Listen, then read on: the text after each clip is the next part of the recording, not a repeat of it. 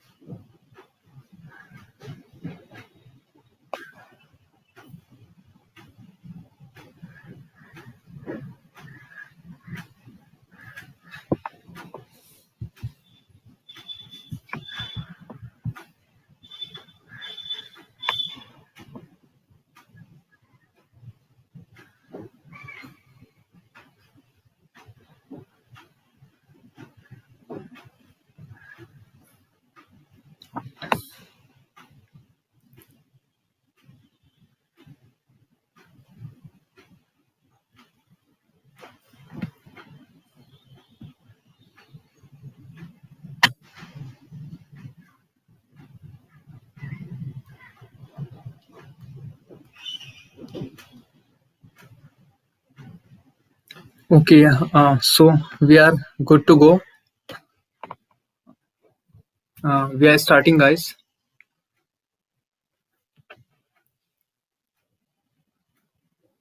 Good noon, everyone. Respected our convener, dear participants, and our chief guest of the day, Nirupma ma'am.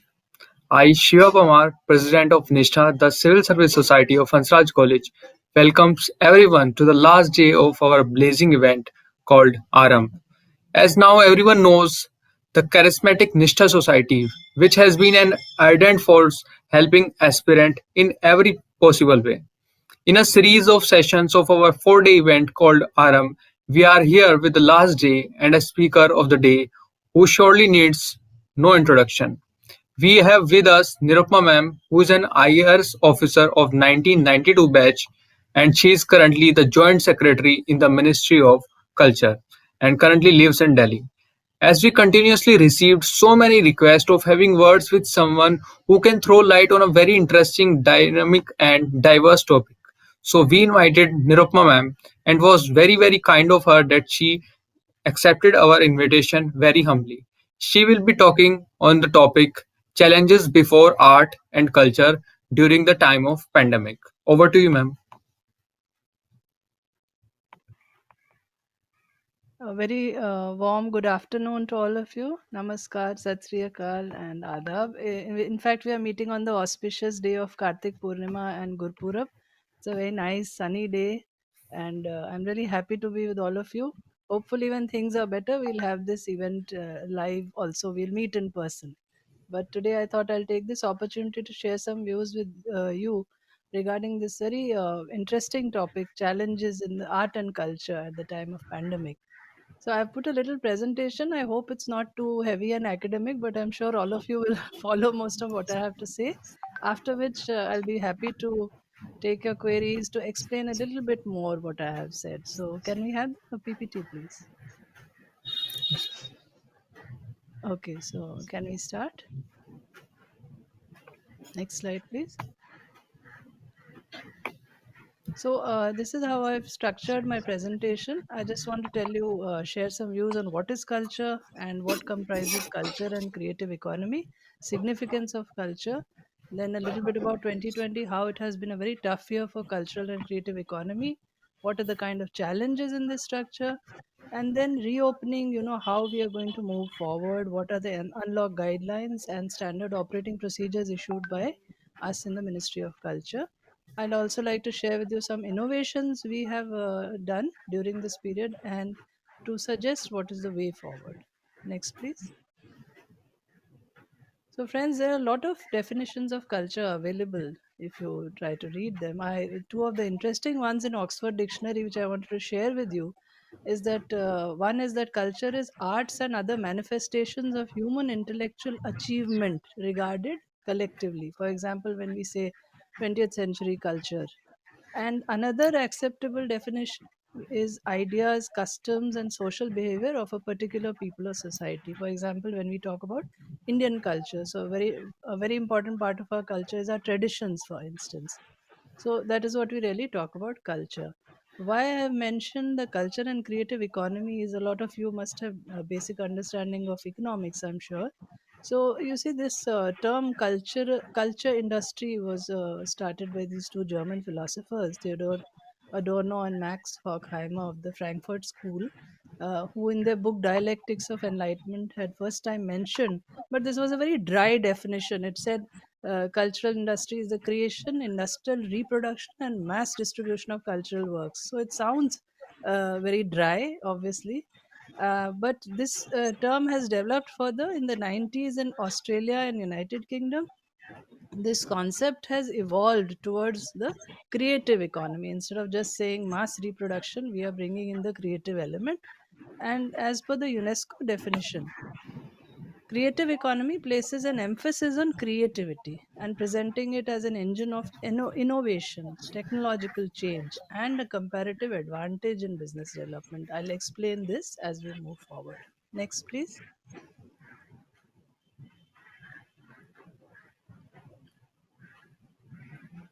So, if you see what do we mean by what comprises creative and cultural economy, at the heart of the very core of these concentric circles is the core cultural expression, which is nothing but our music, performing arts, and visual arts, our paintings, our dance, our music, everything. Then after that we have the next circle, which is the other core creative industries like films, like museums, galleries, libraries, photography. Then we have the next circle, which is the wider cultural industries, which would obviously mean heritage related services, publishing and print, television media, sound recording, video, computer games, and finally we have the related industries, which of course has tourism also. There's a Western view, but in India, as we know, tourism really is the hardware and culture is the software, so to speak. So advertising, architecture, all these are related to culture. They derive from culture. Next, please. So I want to talk a bit about when we speak of culture, of course, there's the dry aspect of how it contributes to our economy. But before that, what is the significance of culture? In fact, why are we having this session? The very raison d'etre of this session is that culture represents a universality of human expressions. And I can't emphasize this enough. Because if you see at what Mahatma Gandhi said, he said a nation's culture resides in the hearts and in the soul of its people.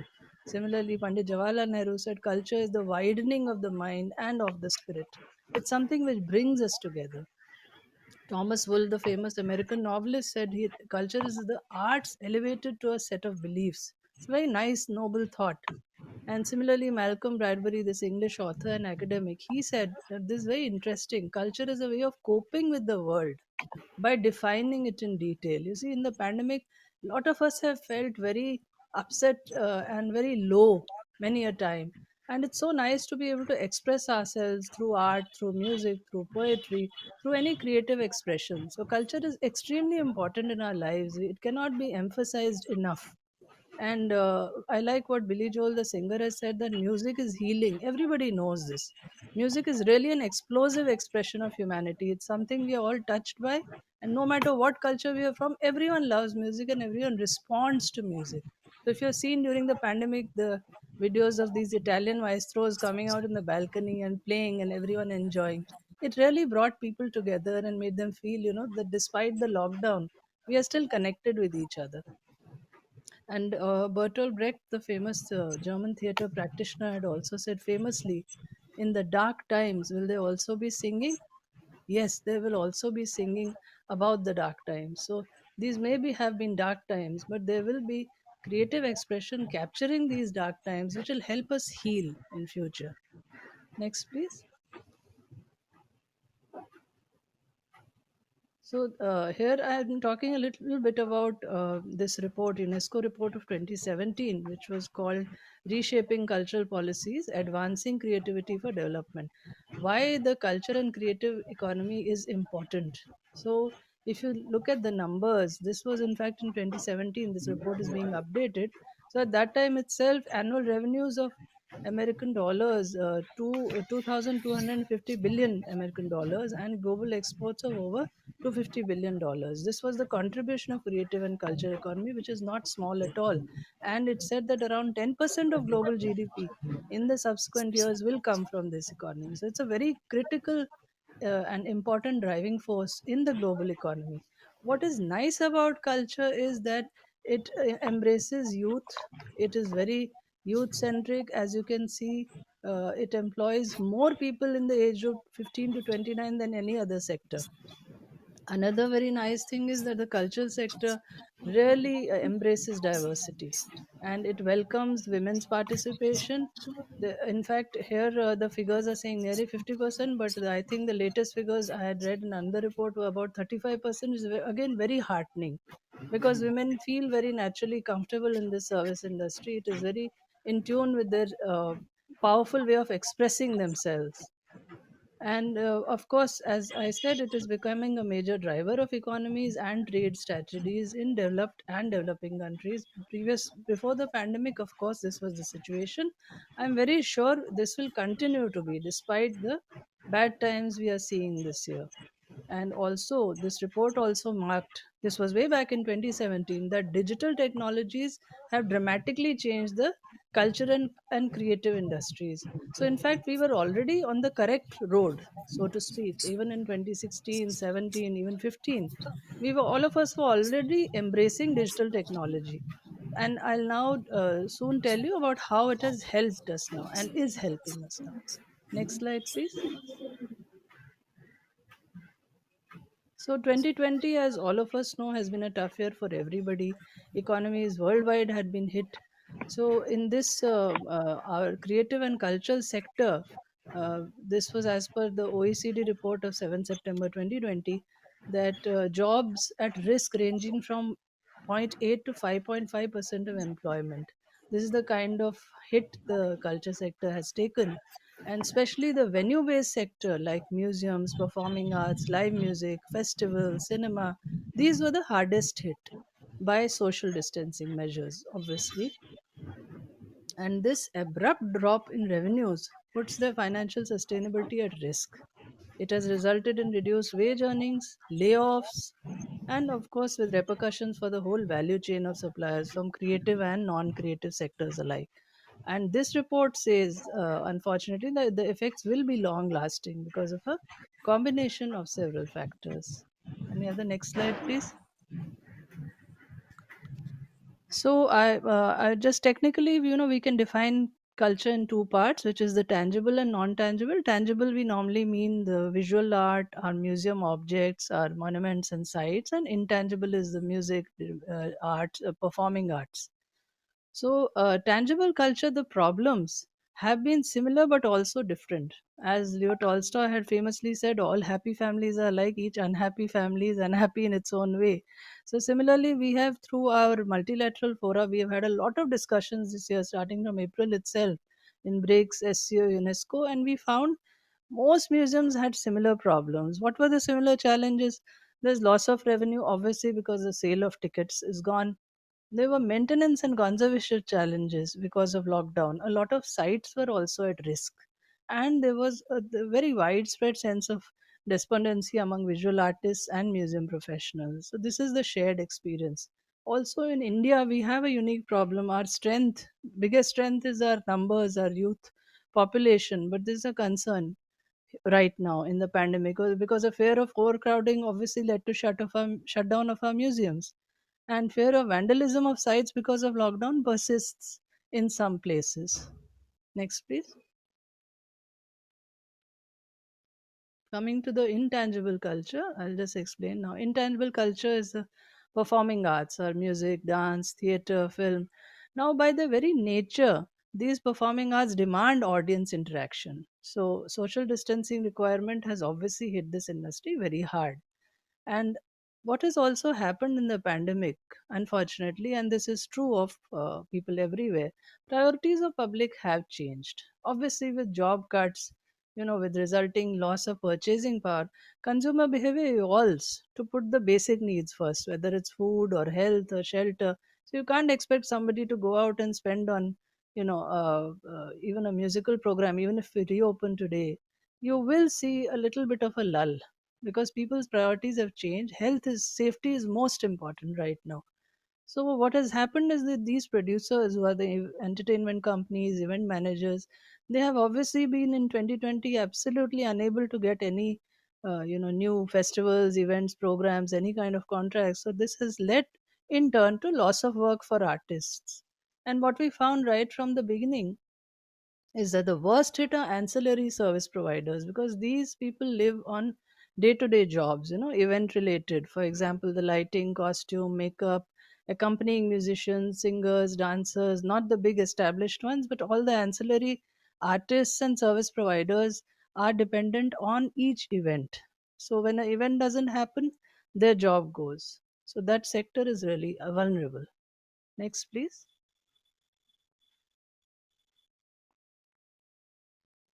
So, above and beyond this immediate impact on jobs and revenues, what the OECD report as well as UNESCO report has been saying that the lasting changes, of course, on the consumer behavior side, which is a demand, and drying up of public and private funding both, because governments also have to pare down their budgets, so investment dries up. So all this is going to result in a significant reduction in activities in this sector over next 1 to 2 years, realistically speaking. And also, the report says, and I really understand why it says so, that downsizing of cultural and creative sector has a negative impact on cities and regions, not just in terms of jobs and revenues, but levels of innovation and citizen well-being and vibrancy and diversity of communities. Because once you suddenly stop these cultural activities, it brings down the morale of large segments of people, especially those who find a way to express themselves through cultural events, through programs, through participation in culture. So it has a dampening effect on the spirit of people at large, the consumers also, not just the producers. Next slide, please. So when we talk of post-COVID recovery, we have been trying to move towards reopening. So first, in October, on October 15th, we have released these standard operating procedures for cultural performances, because we felt to encourage the persons and agencies who are providing cultural services as well as the consumers who will naturally feel safety comes first. So we had to lay down very comprehensive guidelines.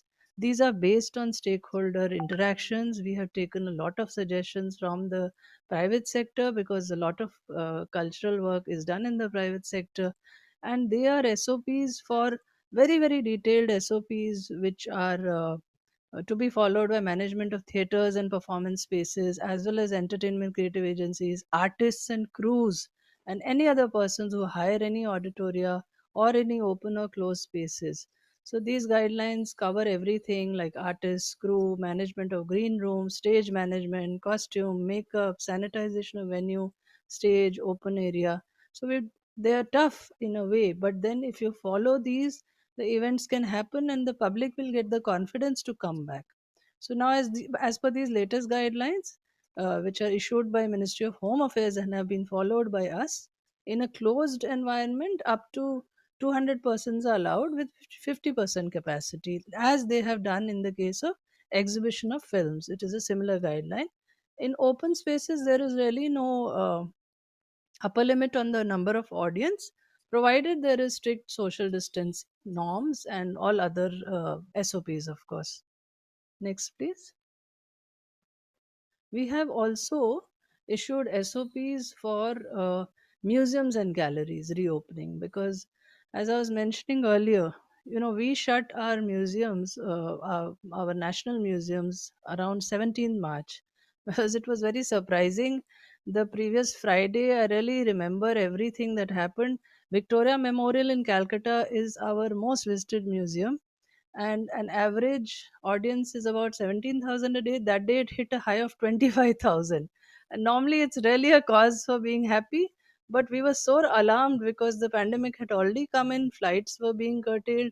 We had to immediately close down because safety has to be considered first. People can always enjoy museums. So from March, now we are in November.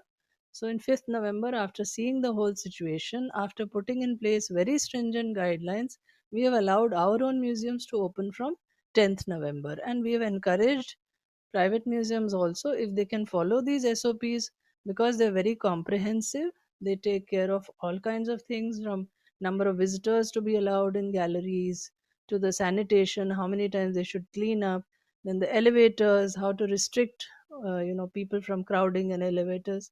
It's very, very detailed and thorough. And again, some would say tough, but then safety does come first. We have to take care of visitors. Next, please.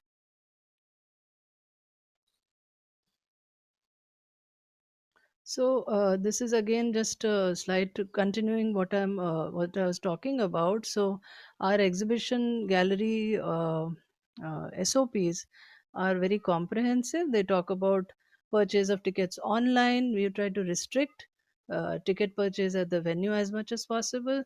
The staff should be rotated in a way that there is no crowding. There should be shifts in timings, and various other SOPs are there so that private museums and galleries can start reopening, because the festive season has started. As you know, from Diwali, really the festive season starts and people start looking forward to going out.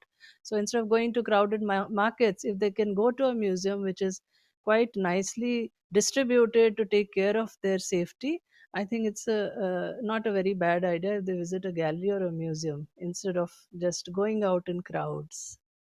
Next, please.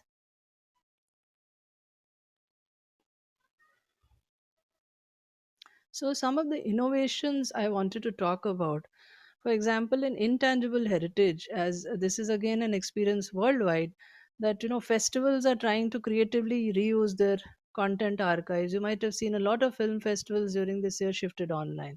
So, similarly, cultural festivals have tried to recurate the material, and present small videos. Online streaming has increased, and this has also been done by organizations under our own ministry, such as Sangeet Natak Academy, IGNC, Indira Gandhi National Center of Arts.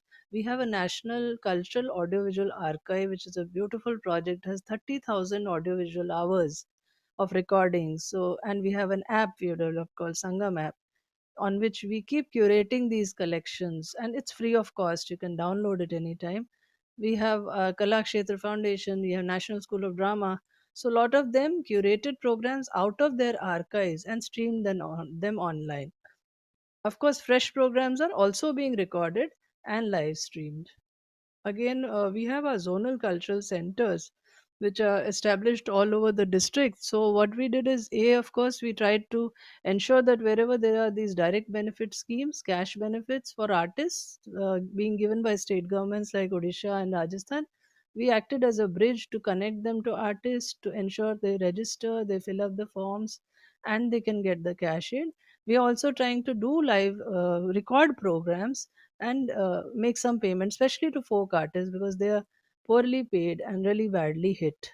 And I think world over, it is expected that innovations are going to bring a new wave of digitally mediated experience of consuming culture.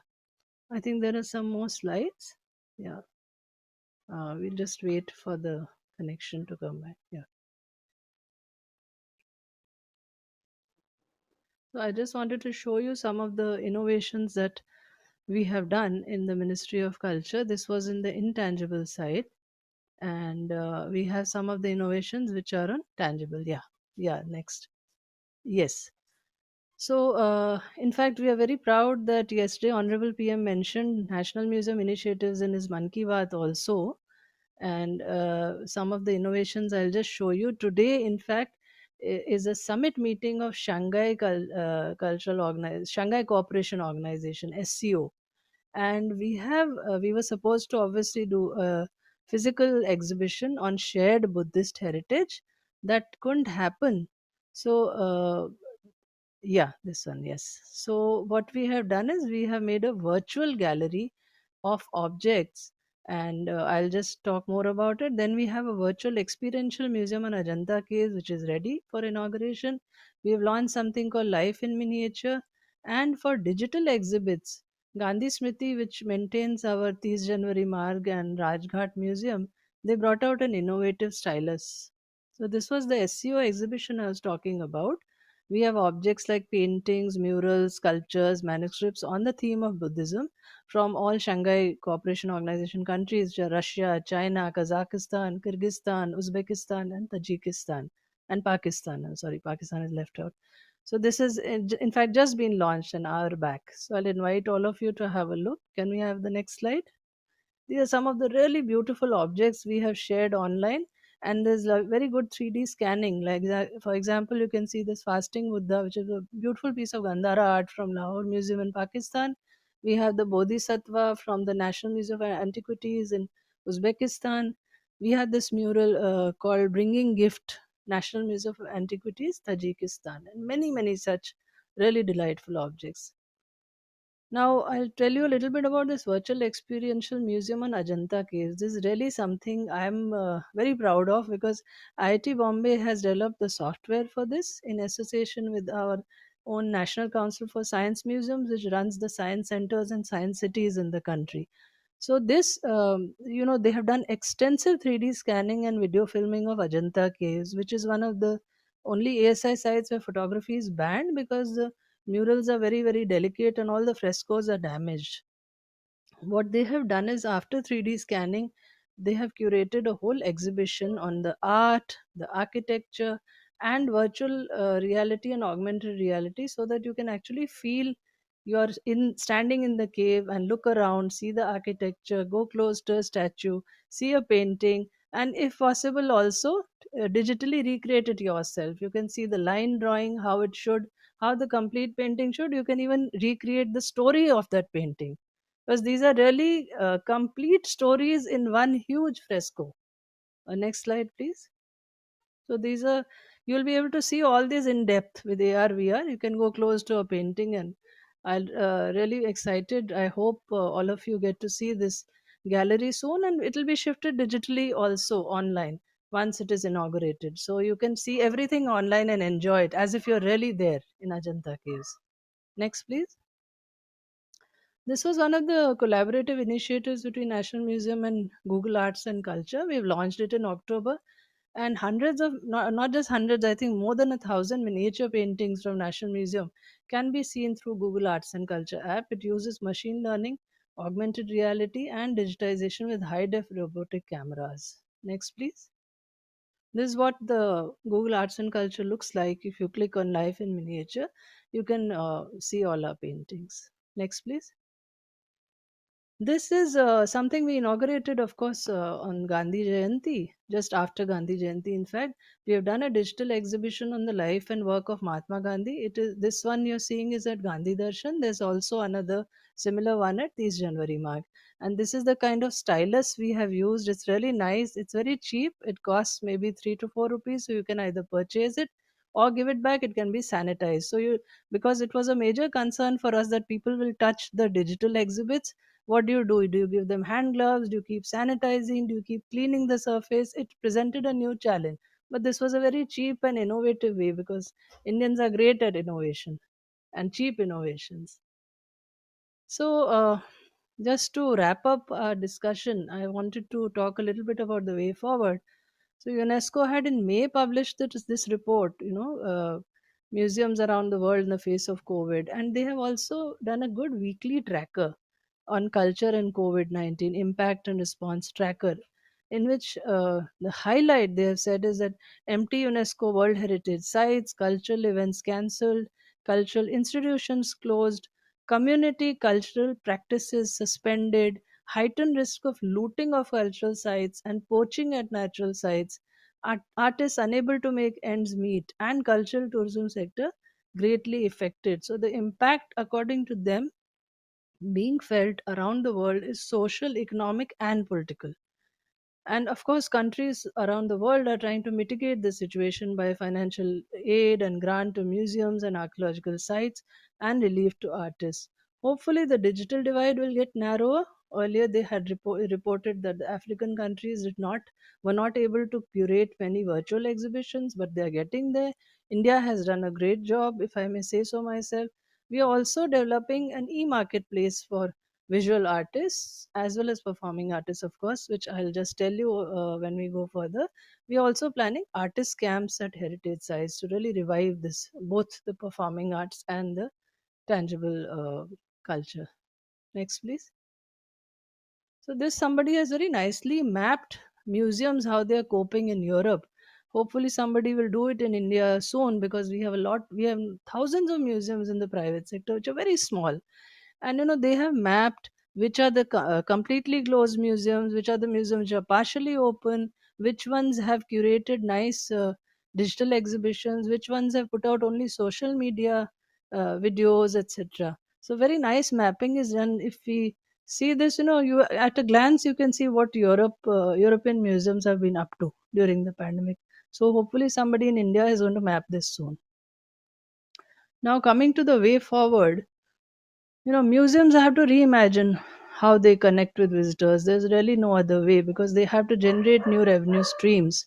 For instance, you can sell memorabilia, you can sell souvenirs, books, collectibles.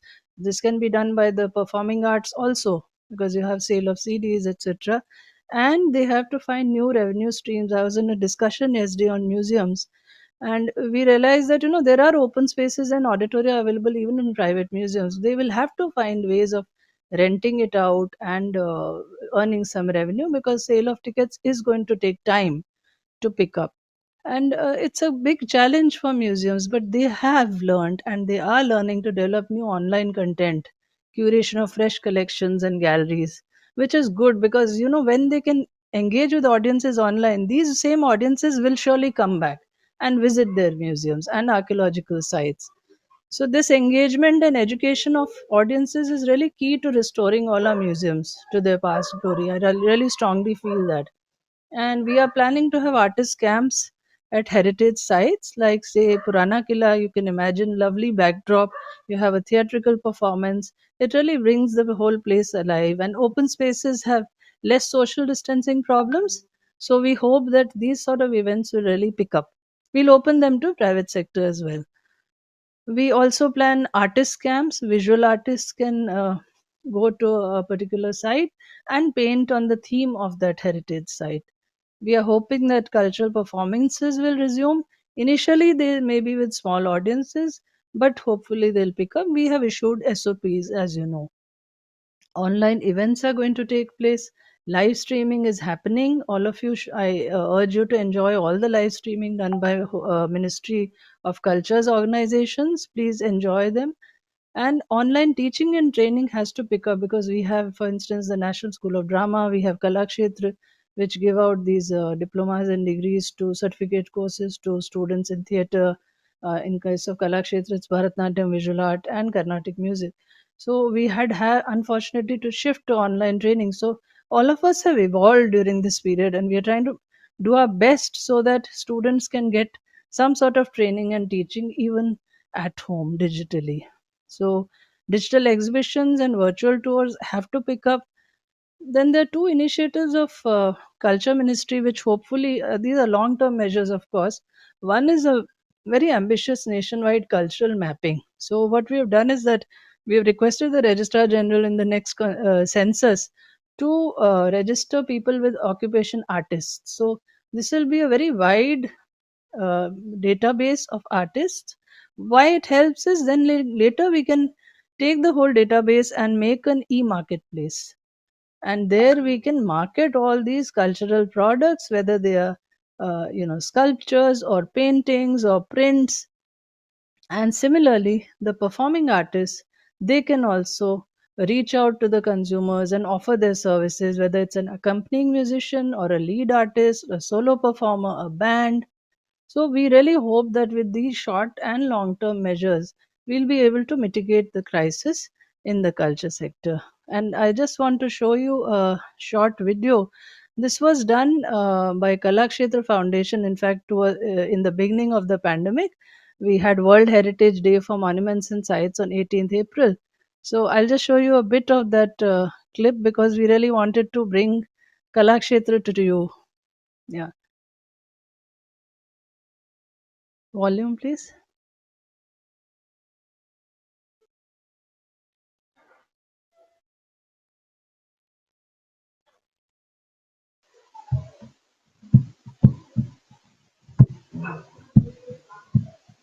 Let peace prevail in the world. This is most apt in today's circumstances. A famous musical composition of Sri Sita Madhava Rao will be presented as a concluding piece. சாந்தி நிலவ வேண்டும், எங்கும் சாந்தி நிலவ வேண்டும், உலகிலே சாந்தி நிலவ வேண்டும், உலகிலே சாந்தி நிலவ வேண்டும், ஆத்ம சக்தி ஓங்க வேண்டும், உலகிலே சாந்தி நிலவ வேண்டும், ஆத்ம சக்தி ஓங்க வேண்டும், உலகிலே சாந்தி நிலவ வேண்டும். காந்தி மகாத்மா கட்டளை அதுவே, காந்தி மகாத்மா கட்டளை அதுவே, கருணை ஒற்றுமை கதிரொளி பரவி சாந்தி நிலவ வேண்டும். காந்தி மகாத்மா கட்டளை அதுவே, கருணை ஒற்றுமை கதிரொளி பரவி சாந்தி நிலவ வேண்டும், ஆத்ம சக்தி ஓங்க வேண்டும், உலகிலே சாந்தி நிலவ வேண்டும். கொடுமை செய்தியோர் மனமது திருந்த நற்குணமதை புகட்டிடுவோம், கொடுமை செய்தியோர் மனமது திருந்த நற்குணமதை புகட்டிடுவோம், மடமயச்சம் அறுப்போம், மக்களில் மாசிலா நல்லொழுக்கம் வளர்ப்போம், மடமயச்சம் அறுப்போம், மக்களில் மாசிலா நல்லொழுக்கம் வளர்ப்போம்,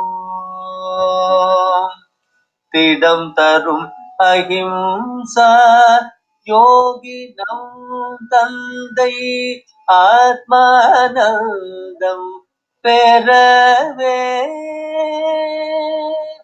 திடம் தரும் அஹிம்சா யோகி நம் தந்தை ஆத்மானந்தம் பெறவே,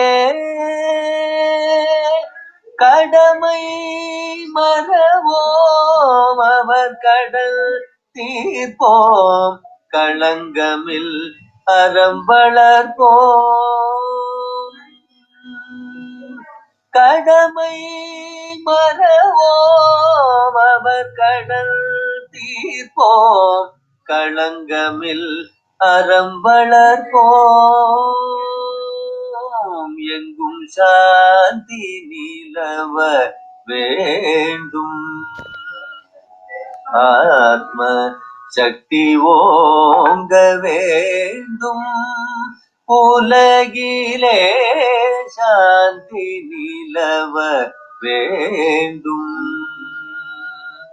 எங்கும் சாந்தி, எங்கும் சாந்தி, எங்கும் சாந்தி.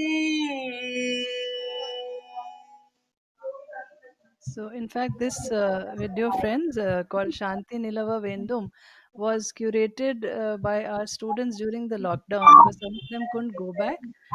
They had to stay back in the hostels, and Kalakshets immediately came in that containment zone in Chennai. So it was a brilliant initiative. Luckily, the numbers were so small we could follow all the social distancing. So the teachers and students curated this, and we presented it on April 18th. So similarly, a lot of our institutions have been curating content and sharing it with public. So I wanted to share this because it was a piece about peace, in fact, and all of us need peace in our lives. And I hope that all of you, at least most of you, would also indulge in some creative activity because expressing yourself is very important, especially in the time of pandemic. Thank you. That was my presentation. You can move forward. Okay, ma'am, it was very insightful and very knowledgeable of you. You explained every topic very well, and we really enjoyed it and learned a lot from you. So, many people have doubts regarding your talk. So, I will filter. I have filtered out the doubts, and now I will go on. Ma'am, first doubt a question has been raised that India is very culturally diverse country. It has so many ethnic groups, linguistic groups, and religions. Do you think it becomes tough to manage the domain and provide equal status to all of them sometimes in terms of culture? See, at least for the ministry, I think for private sector it may be a challenge. Obviously, resources are always limited in any sector. So if you talk to an event manager, he or she may not be able to say give importance to any state which has not had mainstreaming of its culture. So where the private sector is concerned, it's a huge challenge. But for government, luckily, we are always mindful of the fact that we must give due prominence to each and every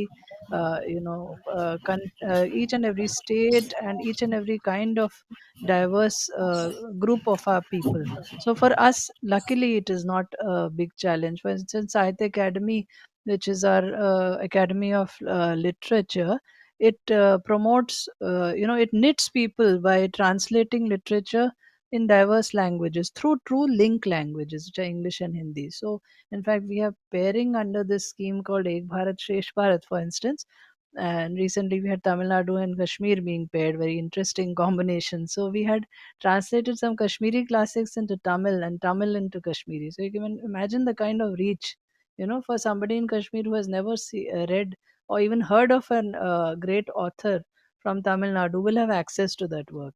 So for our, as far as mandate of culture ministry is concerned, we are very clear. We have to promote all cultures, all linguistic groups, and we try hard to do that. Okay. The linguistic groups are very helpful that it is backed by our Ministry of Culture. The next question is, ma'am, do you think India, which is a home to numerous regional languages and dialects, are losing its linguistic essence in the era of this globalization? I don't think it'll happen in India. Luckily, we are very proud of all our languages. Everyone tries to speak at least their mother tongue. I think most of us, our parents, are very conscious of this fact.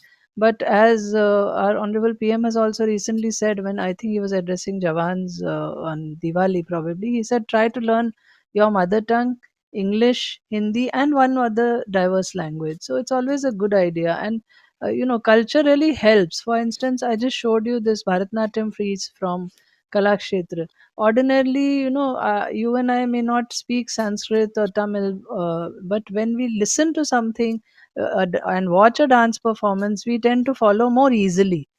Actions also help in a dance performance. So cultural performance are a great bridge, I feel, even if you may not follow everything. So I think it's a challenge, but Indians are very mindful of these things also. So as far as India is concerned, I really don't see any danger.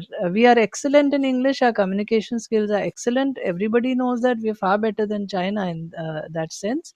Our students speak better English. We write English because it's important for a job.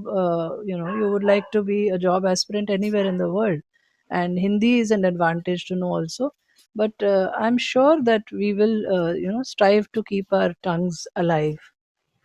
Okay. Ma'am, next question is like I personally found it very interesting. Like a huge number of our Indian artifacts are preserved in the British museums, like Tipu Sultan's ring and many other things. So, do you think India would get those artifacts back in India through negotiation or some other things? See, our Ministry of External Affairs does negotiate, but as somebody had recently said, if we claim back everything from British museums, they'll have nothing because most of the artifacts they have are from India.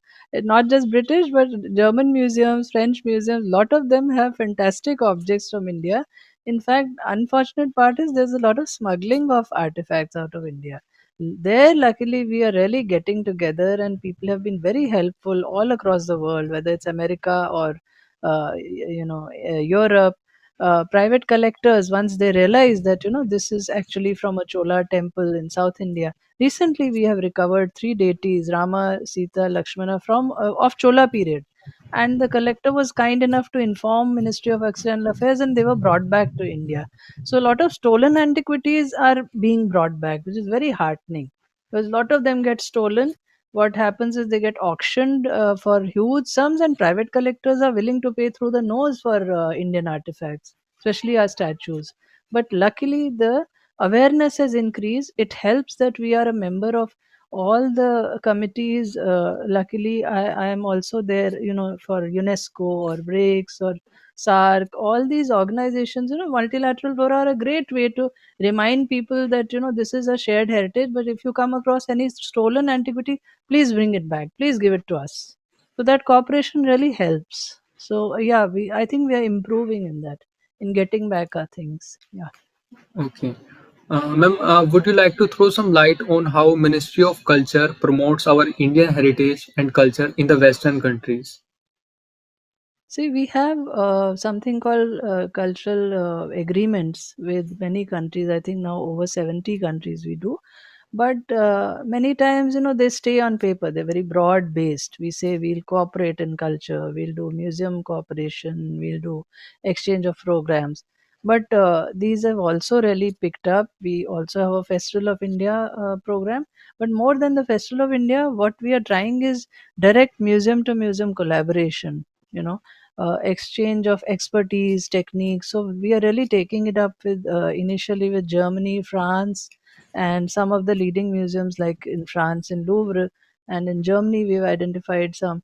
Also, exchange of exhibitions. We are really highlighting that. So suppose they give us one good collection to display in India. Similarly, we'll take our collection abroad so that people who have not seen our fabulous paintings, for instance, they can take it. So again, we are trying to brush up on all our cultural agreements and ensure there is a better exchange, not just one token performance. We send one artist, he does one program. In the private sector, obviously it keeps happening. Artists go out, they perform, but we want more meaningful engagement, and that will happen when we actually go down to the level of exchanging techniques, the latest techniques in museums, in cultural management. So yes, that is also improving. It's picking up much better now. Okay. Ma'am, I would like to take next question. That is, ma'am, how reshaping and turning the tangible or intangible culture completely in digital form is helping India, and to what extent? So you see, it's not just India, worldwide. As I was explaining, this UNESCO report, which was 2017, it said digital technology is going to really drive the creative sector. So it's happening not just in India, elsewhere also. Because if we hadn't been ready, this preparation, if we had not been ready, the preparation wouldn't have helped us in coping in the pandemic year. As right as like I was telling you, film festivals, art festivals, literature festivals. You might have heard of the Jaipur Lit Fest, for instance. All went online. And how were they able to do that? Because in recent years, they already had sessions where, for instance, suppose the speaker can't come from UK, they had a digital interaction. They had a live video with that link up with that speaker. Similarly, film festivals also have done that. So these innovations have been slowly happening in the background over last few years. Museums also, for instance, this Ajanta project I'm telling you about is about 2 years old. It took because it's a very sophisticated technology. It takes time to develop.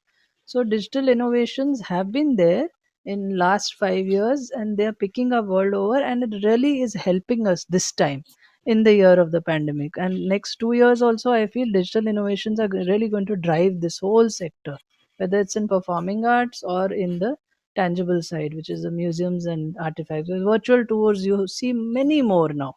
You go on the net, you try to find some beautiful site in, say, Greece or Rome. You will see many more now rather than they were before. So people are really enjoying much more content on digital platforms now. Okay. Ma'am, one question I want to ask, like, how differently this pandemic had hit other countries comparing to India? I think all the countries where the creative side is concerned were hit very badly. If you remember, I think initially Italy had huge number of cases because there were a lot of Chinese firms in Italy, and Italian culture sector is very important. As you know, Rome is known for all its monuments and sites and their classical music, their operas. So everything for them, it was a big dampening, which is why when their own maestros came out, they specifically came out for this reason, because they knew audiences were very upset because they were not able to enjoy their concerts. And this has been felt everywhere. All the fora we speak in, people said that culture is so important for audiences to consume. It keeps them alive, it makes them feel happy when they connect with music, dance. So it is the shared experience of all countries, believe me. They've had a very, very upsetting and it is a dampening effect on artists all over the world, not just India. It has hit everybody equally badly, but hopefully we will be now recovering very soon. I'm very hopeful about it, because museums worldwide have opened. Louvre opened many months back.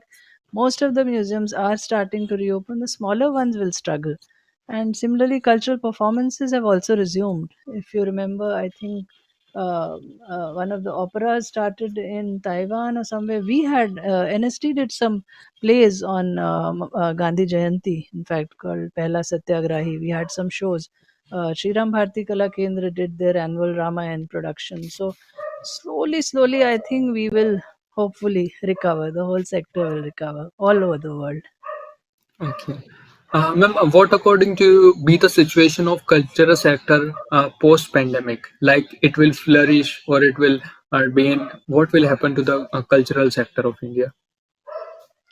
I think it will flourish, because culture is going to be very important. It's a very important part of our service industry.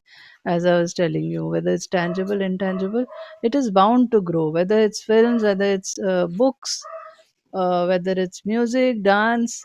Without these things, we can't be alive. I mean, it's really the difference between living and existing. That comes from enjoying music, dance, theater, films, books. Without these, where would we be? As Mahatma Gandhi said, it's the life and soul of our nation, our culture. Without that, we'll not be complete. Our lives will never be complete. It is just that we had a bit of a break. We could not really enjoy formal performances, but we have continued to engage. That engagement just cannot break. As an Indian, I assure you that our engagement with culture will never break. And the sector will hopefully come back on its feet fully within 2 years, worldwide, not just in India. Okay. Ma'am, lots of students had asked me a question like, how can one contribute to the cultural sector regardless of which stream they belong to? See, if you mean contribute, just be creative. I also in my free time try to write poetry. I sing a bit. I write. I do all kinds of things. I think it really helps me express myself whenever I'm down. So in these times, there can be nothing better than creatively expressing yourselves. I would urge all of you to take up a creative activity, whether it's painting or writing or music or writing poetry or writing short stories. And as far as engaging formally with the sector is concerned, there are always internships, there are always programs, short term, long term. In fact, IGNCA, if you go to the website, they have a lot of certificate courses in very interesting subjects, right from manuscriptology to film appreciation. If you take those courses, you'll be better prepared also, because you need to educate yourself about what is there in culture sector. It's a huge sector, and there's lot of super specialization happening, whether it's in museums, whether it's in cultural management, which is management of cultural institutions, say an academy which is supposed to promote music. It's completely different. Museum management is completely different. Managing an archaeological site is completely different. So I urge you to go online to these institutions of ours. Take short term courses, take certificate courses, take appreciation courses of art. Our NGMA does art appreciation. So try to get a flavor of what is there to offer, and then seek employment in this sector. We'll be very happy to have trained young professionals come into this sector, because it's going to grow. It has to grow. Ma'am, you yourself is an amazing singer. How do you think the Ministry of Culture can help in providing a platform for the Indian musician at global level? See, we do have performances through our Sangeet Natak Academy. We do programs, we do Festival of India abroad, and whether you are, if you, naturally one has to have some experience to professionally perform. But otherwise, we are also trying to encourage people to upload their videos, etc. We had run a program called Mujhme Kalakar, in fact, through Sangeet Natak Academy. We are going to revive it. We want everyone who's interested in art, music, culture to come forward, share their experiences, share their traditions, whether it's in cuisine, whether it's singing, whether it's dancing. Meaningful engagement is always welcome. So if you go to Sangeet Natak Academy website, there is something called Mujhme Kalakar. There we encourage you to participate and send us and upload your videos. We'll also do that in a cultural mapping website in a big way. We're planning to do that. So even if you are an amateur artist, you're most welcome to engage with us, and we will try to showcase your talent. Okay. Ma'am, one last question I would like to take. Ma'am, what will be your advice to the youth of our country to keep India's culture and heritage alive and intact? See, whether it is, I always say this about films, which is one of my favorite fields in culture, but of course, there's so much more to culture. There is a music, there's a dance, there is a museums or antiquities or sites. So I'd request all of you to try to get familiar, because we have a whole wealth of cultural heritage in this country. So please try to engage. Try to visit a museum if you can. Try to visit a monument. Delhi is a city of monuments. Everywhere you go, you'll find a monument, and a beautiful one. There's so much to explore there. In fact, our monuments have opened, and open spaces, as you know, are safer even in a pandemic time. So, I really urge you, when you want to go on an outing, to visit a museum, to visit an archaeological monument and site, enjoy it, think about it, because the tangible heritage, which is our monuments and museums, also have inbuilt in them intangible. Because what you see in a museum, for instance a mural, it'll always have somebody in some century, how they did dance, how they performed music, what did they paint, whether it was Ramayana translated in Persian. So his all these artifacts are basically a representation of the creative expression of those times. So to appreciate that, you must engage the museums. Go start online, go to our websites, go to all the museum websites like National Museum, Victoria, Indian Museum, enjoy their collections. Go to museumsofindia.gov.in, see the curated collections, and of course, please enjoy all the programs on YouTube, whether it's Sangeet Natak Academy or Kalakshetra or Indira Gandhi National Center of Arts. All of them are putting together programs. Sahitya Academy is doing webinars in all Indian languages all the time. So, in fact, they have a book exhibition which I think is just ended or ending now. So, there's lots to do in the culture sector. So I would request you to please engage and educate yourself. It will really help all of us. It will help us as a nation. Okay, ma'am, it will truly impact the people, at least who have joined us today. With this note, we have come to the end of our event. I really hope that each and every attendee enjoyed the event and have learned so many things. So ma'am, we wanted to see you in a real way, but someone had the bet, and we are landed here now. So, ma'am, it was such a breathtaking talk by you, and truly a very congruent session. So, honorable dignitaries, my extremely dedicated team, respected Nirupma ma'am, and dear participants, I, Shiva Pawar, on behalf of Nishta Society and its alternate fraternity, I feel immense pleasure to take this opportunity to propose a vote of thanks to our eminent speaker, Mrs. Nirupma Kothuru ma'am, to spare the time from her very busy schedule to grace the occasion with her kind presence. I take this opportunity especially to express my regard and gratitude to our esteemed principal ma'am, Dr. Amma ma'am, for confiding us to organize such mammoth event. I also want to pay thanks to my team for helping me in hosting the event. My deep sense of appreciation to all the participants who chose to live with us and attending the event with undescribable enthusiasm and made it a very successful event. Last but not the least, a very big thanks again for Nirupma ma'am for encouraging us and enlightening us on such a very important topic. We really hope that you will always keep us this way. Our administration is fortunate enough to be backed by intellectuals like you. With this note, I want to inform the closure of this wonderful session. Society is very keen to hold such events very frequently. Thank you, Nirupma ma'am, for joining us today. It really Thank, means a lot for us. thanks a Thank lot. Thank you to the whole team of Nishtha and of Hansraj College. My best wishes to you. And yes, hopefully we'll meet in the real world in an event soon. Jai Hind. Thank you. Bye bye.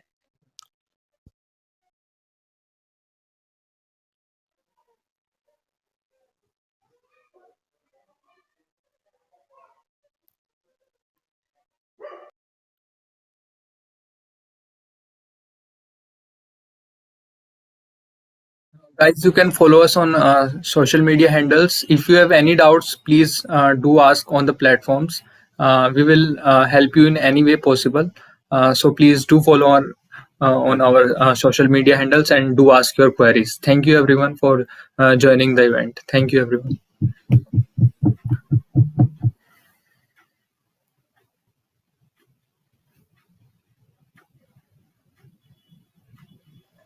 Also, guys, do fill the feedback form attached in the chat box.